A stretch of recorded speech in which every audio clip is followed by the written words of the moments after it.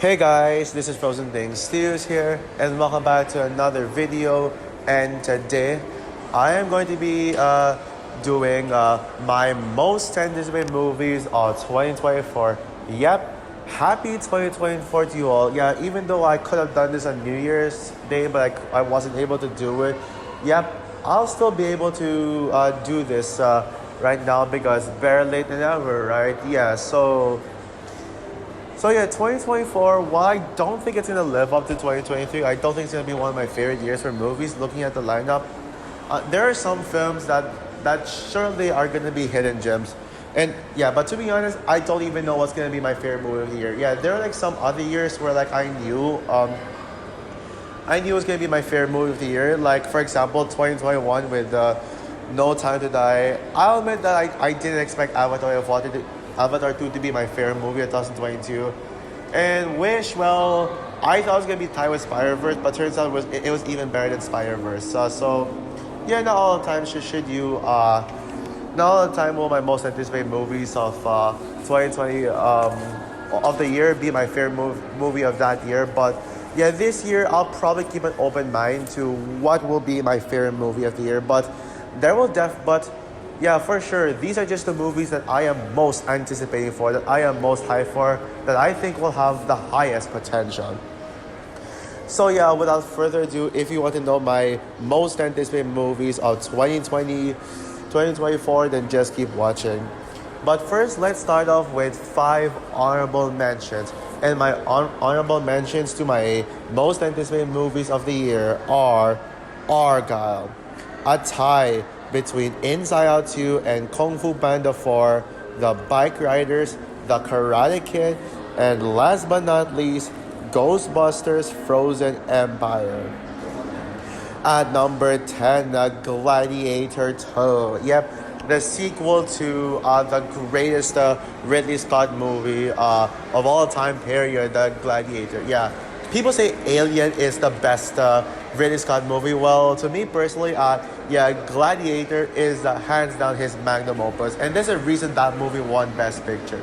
Yeah, sure, I will admit, never in a million years would anyone expect Gladiator to get a sequel and here we are. Yeah, I can see why some people are not excited for this movie. I can totally understand that, and it was initially higher up on my list. Like earlier on when I made the most anticipated movies of 2024 list on Letterboxd. Yeah, on Letterboxd, but I'll admit, yeah, but I think number 10 is the best spot because there are 9 films that I think are more necessary. Yeah. Do we need a sequel to Gladiator? No, but I think that this movie has a potential. Just because it's unnecessary doesn't mean it's not gonna be good. Yeah, you're probably gonna call me a hypocrite because of my bashing off, some animated sequels. I think you know which one I'm talking about. But Gladiator 2, I think I can see potential in this one. Yeah, sure. Ridley Scott hasn't really blown me away yet. Lately, yeah, Napoleon did.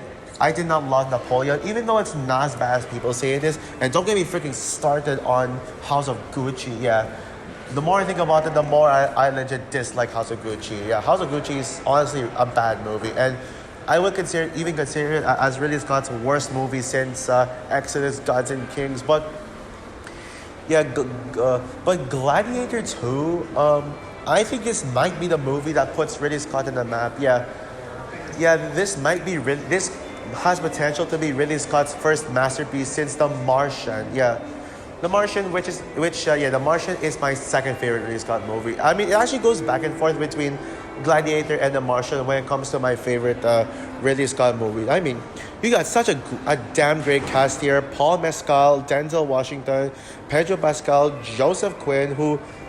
Joseph Quinn is the character I'm most excited to see. Meg Kalamawe, who played Layla, my favorite character in Moonlight, and the return of Connie Nielsen as Lucilia. Yeah, so yeah, and also this is apparently gonna be about Lucius, the son of Maximus, and how Lucius grew up, and sounds like a decent way to justify this movie's existence. So yeah, I think it's gonna have a title because it says Untitled Gladiator sequel. I cannot wait to see what the title is. So yeah. At number 9, Ballerina. Yep, Ballerina, the John Wick spin-off. Just like Gladiator 2, this is a movie that people are calling it unnecessary, saying that, oh, why does this exist? We don't need it. But I'm personally hyped for this one. Yeah. So yeah, Ballerina, yeah. Now, yeah, I'm a fan of the John Wick movies, as just like everyone else. Yeah, I am a lover of the John Wick franchise. I love John Wick. John Wick Chapter 4 especially, that movie was amazing. Was amazing, but I'm not really anticipating this as a John Wick fan. I am more anticipating this as an Ana de Armas fan. Ana de Armas fan. Yeah, Ana de Armas, yeah. We saw her kick ass as Paloma in No Time to Die. Kick ass as Paloma and sorry. Yeah, we saw her kick ass as Paloma in No Time to Die, and so yeah. Like, we've all been begging for an Ana de Armas spin-off. I mean, we've all been wanting Ana de Armas to get her own solo action film, and this one certainly is well deserved. Yeah, it's well deserved. Yeah, I mean, and I also love that we're getting the return of Keanu Reeves as John Wick. Probably gonna be a secondary character. Ian McShane as Winston is gonna be in this. Norman Reedus from The Walking Dead is going to be in this. Angelica Houston returning as well. Yeah, so yeah, at least fans won't have to worry about a John Wick movie not having a John Wick in it. Yeah, having John Wick in, yeah. The Continental from the world of John Wick disappointed me. Honestly, I thought that show was underwhelming.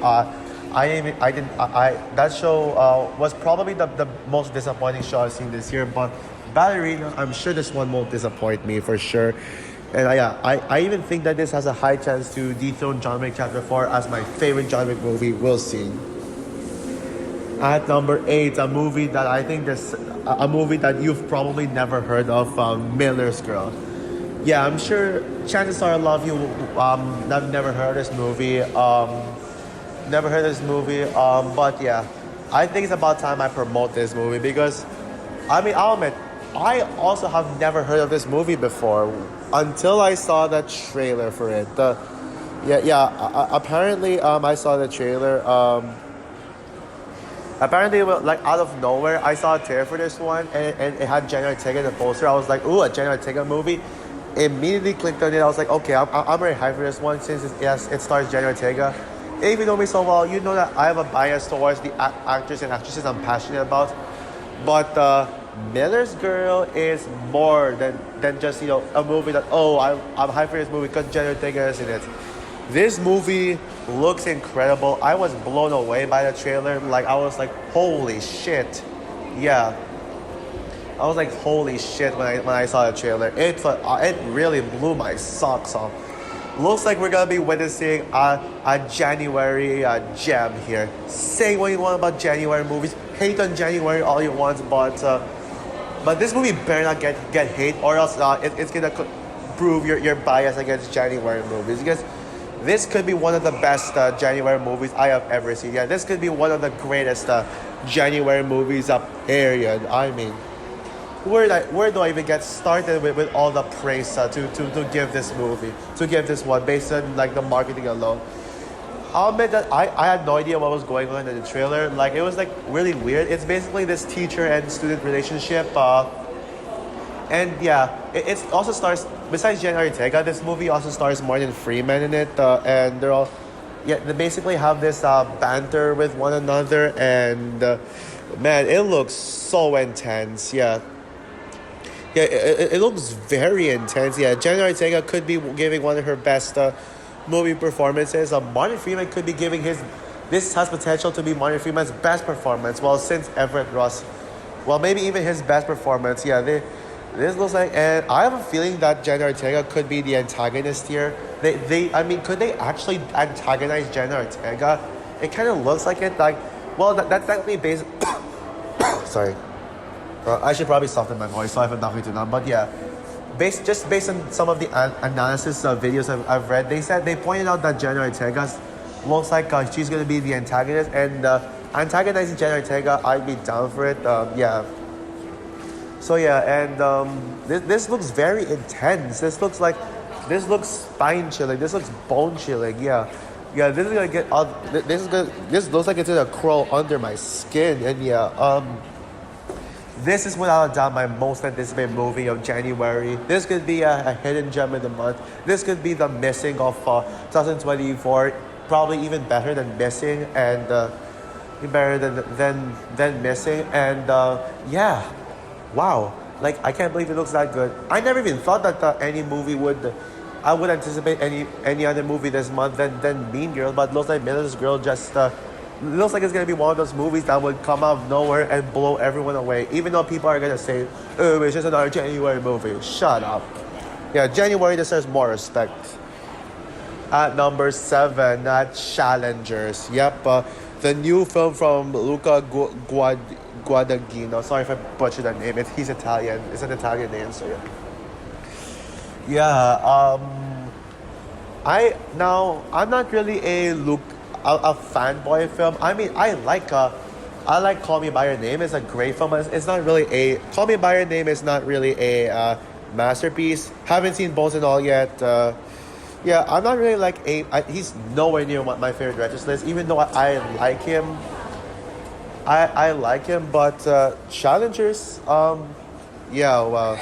I will say this right now. I already know this is gonna be his best film yet. So this is gonna be Luca Guadagnino's best film yet. I mean, the trailer really blew me away. And yeah, also by the way, yes, I am a Zendaya fan. I am a Zendaya fan. I love Zendaya. She is. I love Zendaya. She is one of the greatest actresses of all time. And this could be one of her best performances yet. Yeah. And also not only not only am I excited for this one just because of Zendaya, but this looks very intense. This looks like a very intense sports romance drama movie. About this love triangle, the tensions between them, and it looks like they're going to be making the tennis scenes very intense. And it's probably gonna leave you on the edge of your seat. Yeah, I predict that this is gonna be the best tennis movie ever. Yeah, even over King Richard. I think sorry King Richard, but I think this will be the better tennis movie of 2024. So yeah, the story sounds interesting. It sounds interesting. I wish it sucks that this movie got delayed to this. And honestly, I'm shocked that not many people are putting this in their most anticipated movies of the year list. It deserves more attention. So yeah, Challengers number 7. At number 6, The Lord of the Rings, The War of the Rohirrim.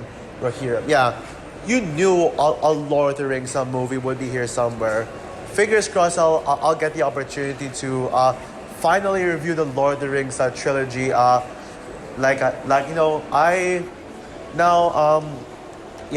did review the Hobbit trilogy back in 2022, leading up to Rings of Power. I was planning to review the Lord of the Rings trilogy in order for Return of the King's 20th anniversary this year. This year,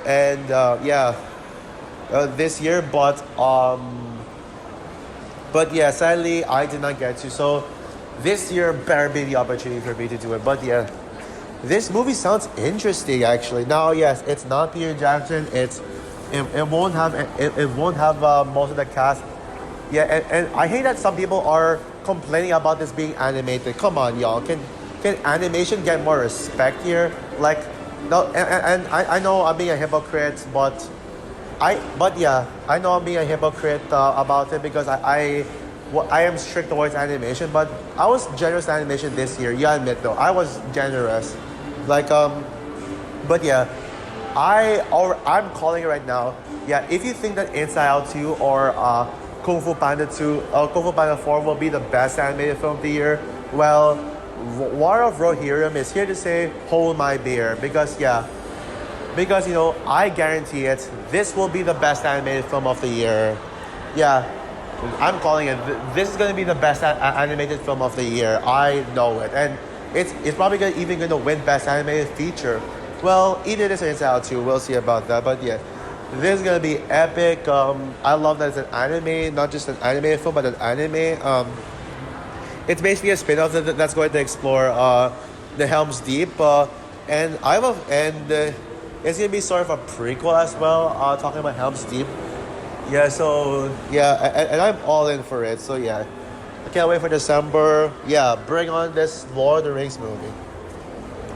At number five, Kingdom of the Planet of the Apes. Yeah, apes together strong. So yeah, we're getting another Barbenheimer of the year with two blockbusters.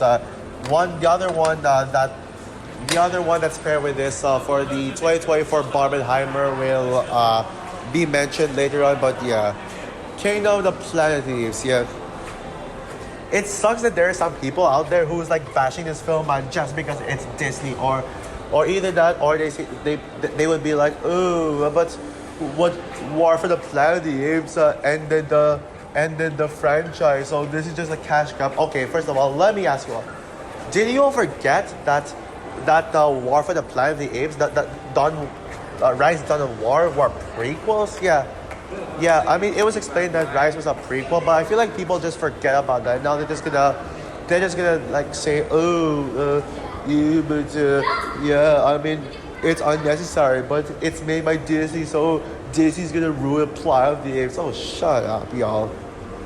Yeah, there is no. I don't think Disney will ruin this. In fact, I think Disney will do the Planet of the Apes justice. Yeah, that trailer blew my freaking socks off. This is going to be the best Planet of the Apes movie. This has a high chance to topping War for the Planet of the Apes as my favorite Planet of the Apes movie. I mean, and this feels like the actual Planet of the Apes movie. This is the movie that War for the Planet of the Apes has been leading up to. You know, War for the Planet of the Apes is showing how War for the Planet of the Apes showed how humans went extinct, and now we're getting a movie, showing the Planet of the Apes, the actual the title with the whole planet being raided by apes and with no humans, except for Freya Allan, aka Ciri from The Witcher, who I think is going to be the standout of the movie for me. It looks even more visually stunning. It looks even more visually stunning than the planet than the prequel trilogy. Like, it shows how technology is evolving. The apes have never looked better than ever. The production design has never felt grander than ever. And yeah, I cannot wait for this. At number four, a movie that I'm shocked no one is putting in their most anticipated movies of 2024. This Beetlejuice 2. So yeah, the original Beetlejuice is my favorite Tim Burton movie of all time. I think that movie is an instant classic, and more people should talk about it. I don't hear a lot of people talking about Beetlejuice.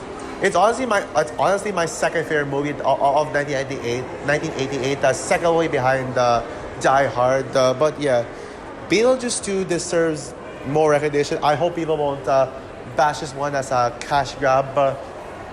But admittedly, the main reason why I'm hyped for this film is because of Jenna Ortega. Not only that, but this is Jenna Ortega and Tim Burton reuniting together in a project. They're both working together, and they're both working together again. So yeah, who would not love a collab between them? Especially after Wednesday. Yeah, Wednesday is still like it's in my top 3 favorite shows of all time. I love Wednesday. I don't care what anyone says. I will never understand why everyone calls Wednesday overrated and all that stuff. I will never understand why everyone says Wednesday is overrated. It's not overrated in the slightest bit. You're only saying that just because of how much recognition it got, and for good reason. But yeah, I don't know what's gonna happen in the sequel. I don't know what the plot is gonna be. I don't know much about it. I mean, I'm excited to see Michael Keaton's return. I'm excited to see Winona Ryder return. Noel Cass is gonna be in it. Willem Dafoe is gonna be in this movie as a new character. I'm excited to see it. But of course, it's Jenna Ortega and Tim Burton reuniting that makes me. That's the main reason why I'm hyped for this one, and I'm certainly down. At number 3, pretty much everyone's most anticipated movie of the year, Deadpool 3. Deadpool 3 is the only MCU movie coming out this year, and yeah, And yeah, that kind of got me excited, more hyped for this movie. Honestly, there's actually a chance that Deadpool 3 could go up higher on the list and could be maybe even number one. However, I said in my Dune Part 2 trailer reaction, but I will watch. I will watch the trailer first to see if it will deserve to be my most anticipated movie of the year, even over the top two. But the top two. But yeah, Deadpool 3. Yeah, this is not just the only MCU movie of the year, but I have a feeling this is most likely. I already know this is going to be the highest grossing movie of the year, and this is going to be the most popular movie of the year. This is going to be like the fan favorite, the favorite movie of the year from general audiences. Yeah. Yeah, first of all, yeah, I love the first two Deadpool 2 movies, but this is already the best Deadpool movie without question. I don't care. I don't care if I haven't seen any footage of it yet. This is already bar none the best Deadpool movie, just based on the way Marvel is promoting this. Way Marvel is promoting this movie. Yeah, of course, this is the very first. To start things off, this is the very first R-rated MCU movie, and R-rated, and I'm very happy that Marvel is finally giving us R-rated projects. We definitely deserve them. Even though I'm sick of people treating PG-13 like a rating for kids. Yeah, people need to stop saying treating PG-13 like if it's a rating for kids. Just stop. But yeah, you got Ryan Reynolds back. Yeah, Deadpool is Ryan Reynolds' best performance. No other roles he did come close. Not even guy from Free Guy. From He Guy. You got Hugh Jackman returning as Wolverine, and it's not the Logan. And I know people are gonna be like, "Oh, but they're gonna resurrect Wolverine from the dead." No, Logan's Wolverine is Wolverine. Logan's Wolverine is it's a different variant. They're using a different variant for this one, and the Logan Wolverine is a completely different variant. So please shut your mouth. So please just get your facts right before bashing things. We're gonna get so much big cameos and all that stuff. And there's like so much to digest here. I don't think I want to talk much about this one because of just how much there is to digest when it comes to this film. And yeah, I know people are saying, "Oh, it's cameo fest. Oh, it's just gonna be like a Disney fight." Oh, yeah, but I don't care what anyone else says. Yeah. I know the MCU hasn't been well received yet, but to me, I still defend the MCU, and I think this movie, I have faith that this movie will probably reunite fans. This will be the movie that fans reunite. Oh, but of course, well, I guess they're not even gonna acknowledge it as the MCU because you saw like with the good MCU movies that they just say, oh, it's only good because of something else. With Spider-Man No Way Home, they say, oh, it's good because of Sony. With Guardians of the Galaxy Volume 3, they say, oh, it's good because of James Gunn. And this one, I bet they're going to say, oh, it's good because of Ryan Reynolds. They're not going to give MCU credit. They're not going to... they just don't want to say anything good about Disney. And yeah, people just... I hope that at least they acknowledge this as an MCU movie if they think it's good. So yeah. I wish I was the number one, but there's just two films that I can't help but be more anticipating. At number 2, Furiosa, a Mad Max saga. Yep.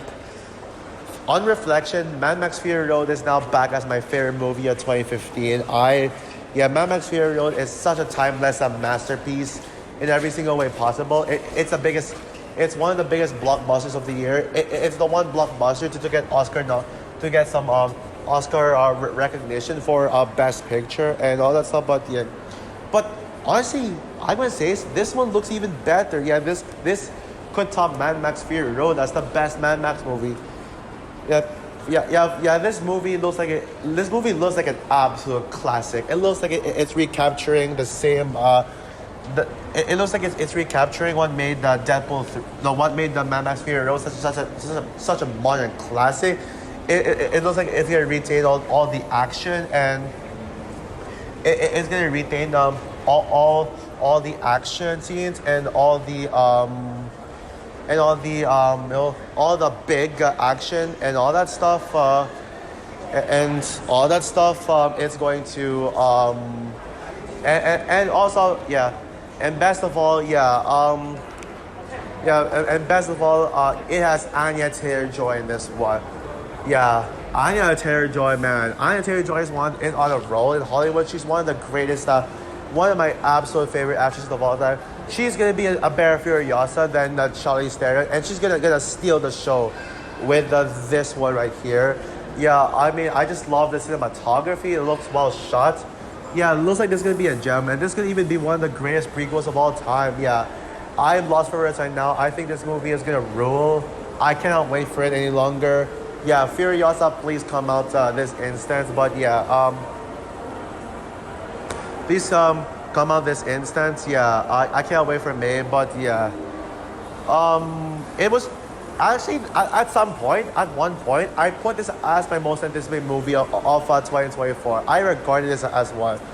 But yeah, I think you can probably see one movie, the odd one out. Yeah, there is one movie I have not mentioned yet, and you can probably already guess it. Is my most anticipated movie of the year. And my number one most anticipated movie of 2024 is Dune Part 2. Yep, Dune Part 2. Yep, this movie is gonna blow my socks off. Yeah, first of all, I am a huge defender of the first of Dune Part 1. Everyone's just hating on them now. I mean, the first Dune movie was loved when it came out, but now people are just hating on it, saying, "Oh, it's so slow, it's so boring." There's like, first of all, two things. One, I did not feel the slow pace and the boring at all. I don't remember getting bored at all when watching Dune. And secondly, have you seen Denis Villeneuve's other films? You know, majority of his films are slow. Are slow paced, but this one looks like it's gonna be his one big, fast, action-packed, massive film. Yeah, it looks like it's gonna be the one. And yeah, this movie has already impressed me from the trailers. It's gonna be big. Like it's gonna be like Denis Villeneuve has teased his Dune films to be like the Lord of the Rings of sci-fi. On the sci-fi genre, and it's gonna be Lord of the Rings meets Star Wars, but this one looks like it's gonna be it. Yeah, with all the big action, all the big all the big, the massive visuals. This is already the best visuals of. This already has the best visuals of 2024, no doubt about it. The big cast. I mean, you got the cast in the first film returning, but then you also got Florence Pugh, Austin Butler, Christopher Walken, Lea Seydoux. You got all those actors in it. Yeah. So yeah, those actors makes the cast ensemble twice as big as it did in the first film. The first film, yeah. I don't know what else to say other than this is gonna be one big bombastic film, and I certainly cannot wait to see this movie, to witness this on the big screen. I'm not gonna say, I'm not gonna say this is gonna be the best movie of the year. I'm gonna be open, like what I said. I'm gonna be open-minded to what will be my favorite movie of the year. Will it be maybe Furiosa could be my favorite movie of the year. Maybe Deadpool 3 could be my favorite movie of the year. We shall see. But yeah, I think it's gonna be either one of those three films that will end up being my favorite movie of the year. That one I can probably guarantee you. But again, I'll be more open-minded. Yeah.